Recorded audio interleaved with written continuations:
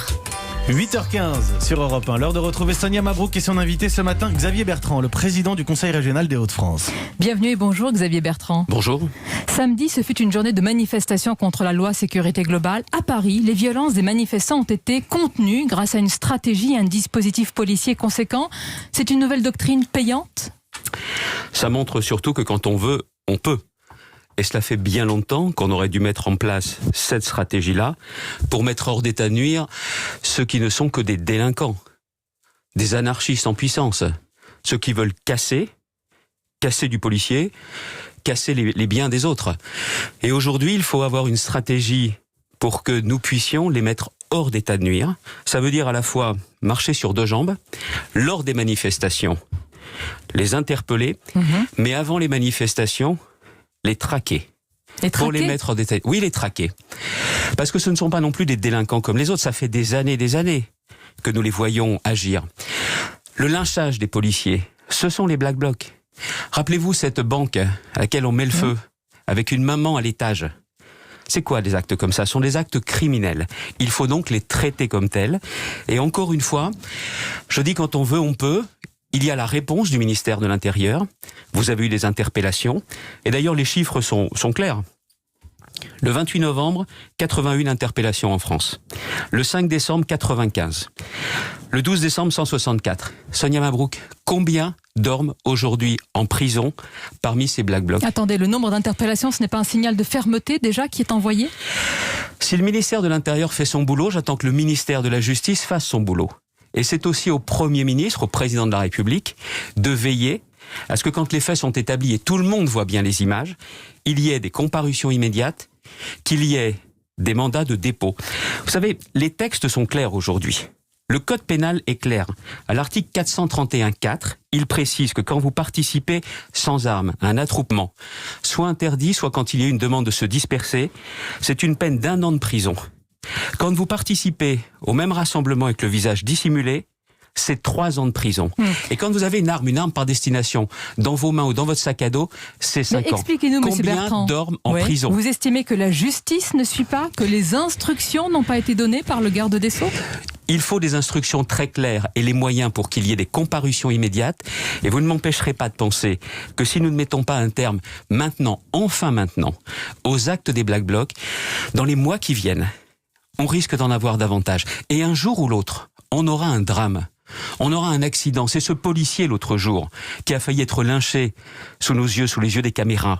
Donc encore une fois, ça suffit maintenant. Mais vous dites maintenant, pourquoi maintenant ? Pourquoi est-ce que le gouvernement n'a pas mis en place donc cette doctrine ? Parce que vous dites que maintenant ça fonctionne, pourquoi n'a-t-il pas mis en place auparavant ? Posez la question.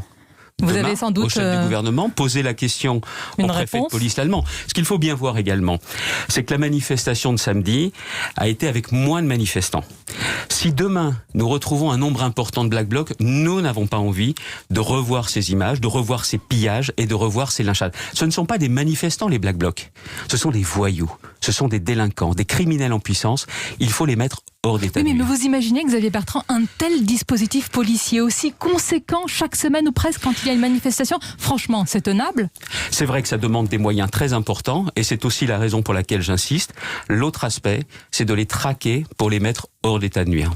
Dès demain, mardi 15 décembre, c'est une nouvelle étape, Xavier Bertrand, du déconfinement moins large que prévu. Alors les lieux de culture qui garderont porte close crient à l'injustice et crient leur colère. Mais compte tenu des indicateurs sanitaires, est-ce que le gouvernement avait un autre choix ?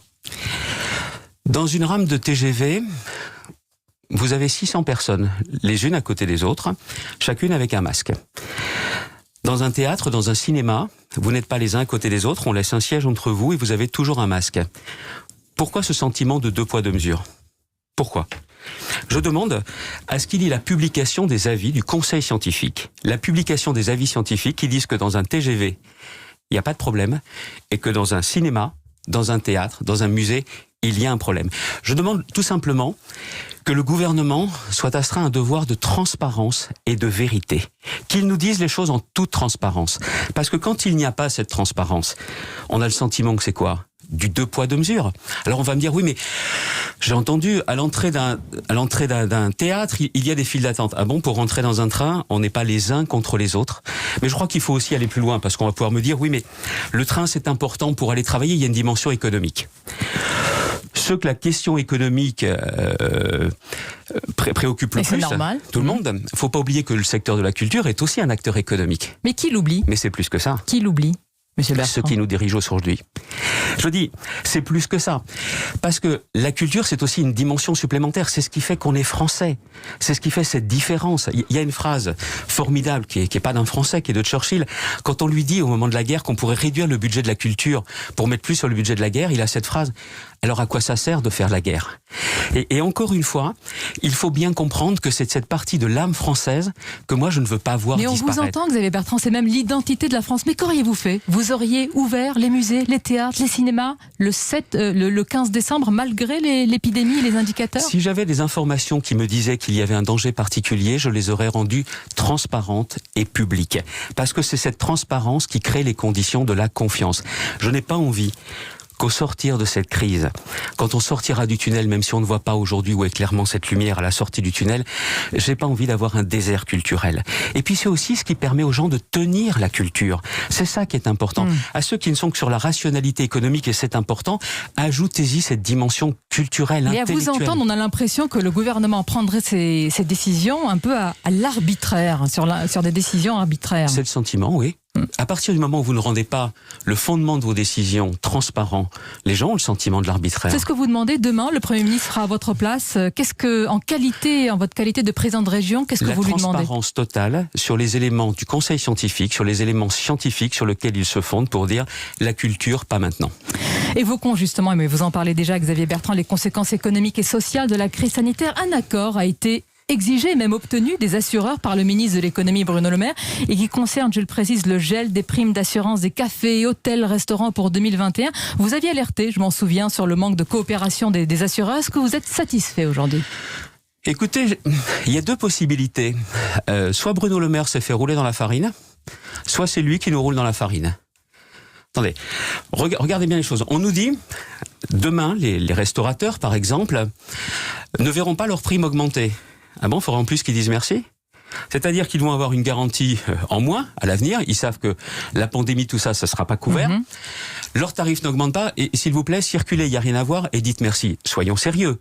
Là, le ministre de l'économie et des finances, soit il s'est fait avoir, comme un bleu, ou alors c'est quelqu'un qui essaye de nous faire prendre des vessies pour des lanternes. C'est quand même grave comme accusation dans une telle situation. Non, parce que je pense que l'assurance, excusez-moi, peut-être mieux placé que d'autres.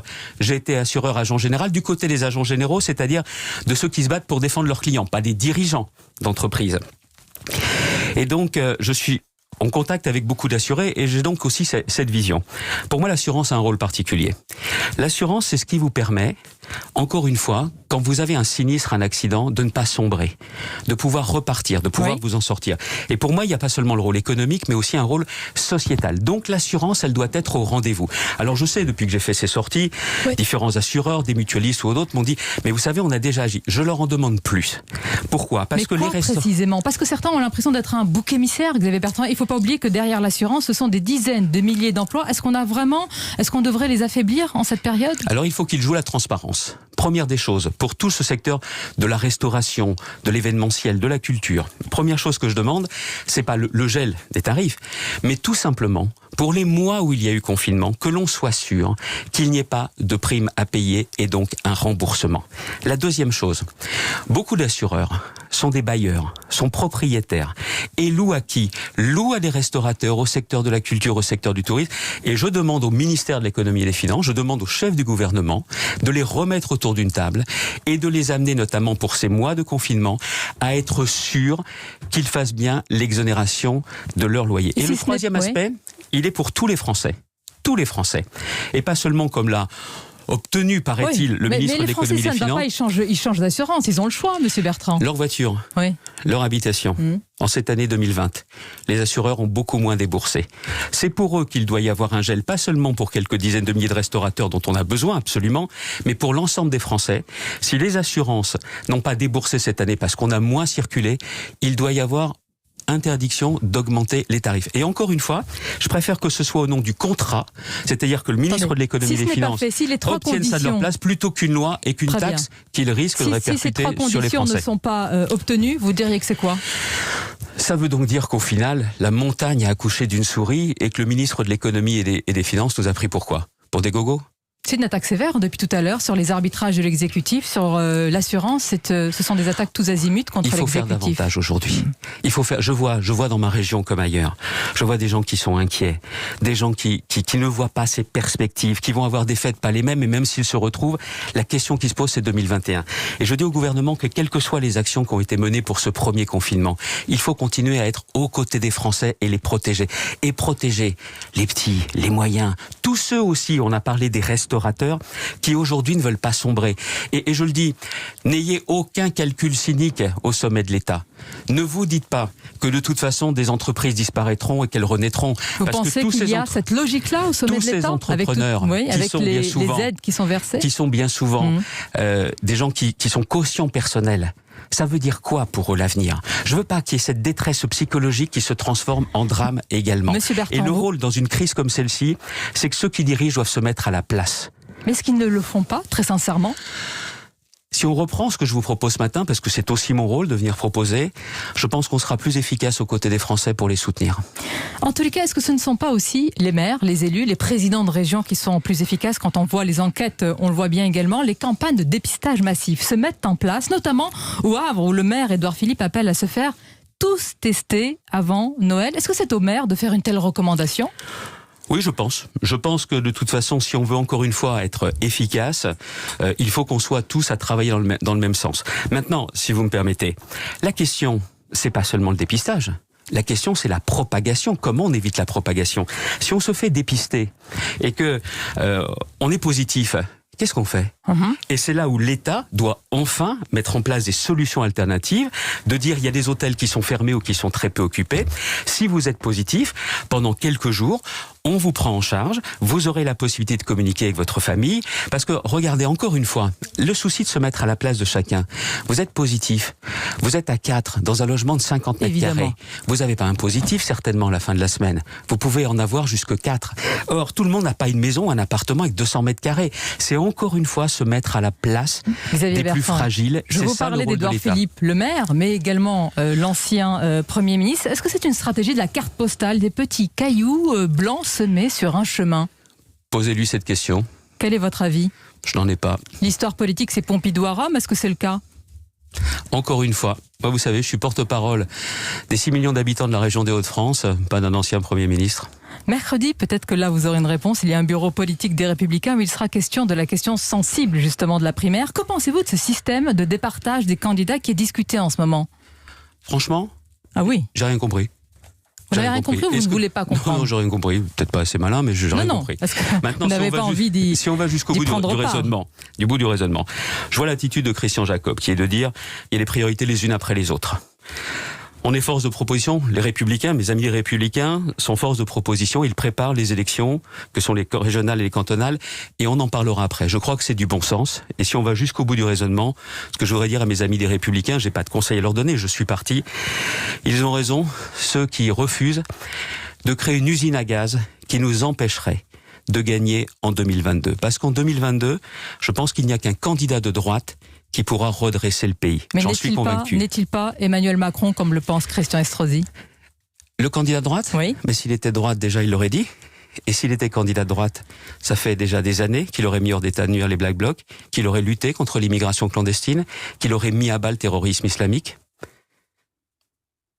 Donc il n'est pas candidat de droite pour vous ? Ah, certainement pas. Merci Xavier Bertrand d'avoir été notre invité ce matin sur Europe 1. Je vous souhaite une bonne journée et je rappelle à nos auditeurs qu'à votre place demain, et vous l'avez interpellé, ce sera le Premier ministre Jean Castex. Merci à vous.